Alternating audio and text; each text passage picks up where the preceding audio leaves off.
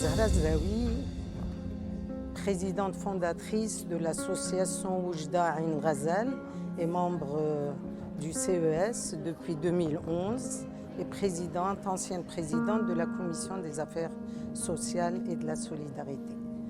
Bon, moi, je viens de l'Oriental, une région où l'égalité homme-femme, c'est un contexte qui est très peu favorable à l'égalité homme-femme. Les femmes ont du mal à s'exprimer librement, ont du mal à parler de leur vécu, donc elles ont du mal aussi à dénoncer les injustices. Moi, l'injustice, ça m'a toujours travaillé, énervé, dérangé, jusqu'au jour où deux phénomènes vont arriver dans mon parcours. D'abord la visite de Sa Majesté le Roi, que Dieu le glorifie, dans la région de l'Oriental. Et le deuxième, il a été matérialisé par le traitement d'un dossier que j'ai traité en tant qu'avocate et ça m'a marqué à vie.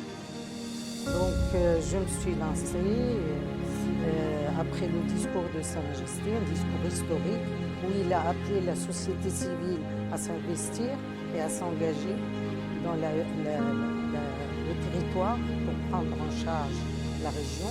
Et je m'étais sentie concernée et je me suis appliquée à fond pour répondre favorablement à l'appel royal parce qu'il s'inscrit dans le cadre d'un contrat, un grand contrat social. Donc j'ai fondé mon association qui chemine aux côtés des femmes victimes de violences. Elle gère un centre qui abrite une maison qui abrite 200, un centre d'écoute et un centre d'hébergement. Le centre est ouvert depuis 2004.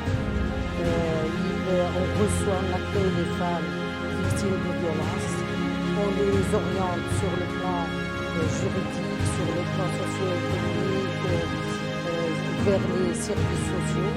On les accompagne par la formation, parce qu'il faut bien aussi former les femmes, travailler sur l'empowerment des femmes, mais aussi travailler en coordination avec la justice, parce que on peut quand même assurer à ces femmes l'accès, le droit et l'accès à la justice.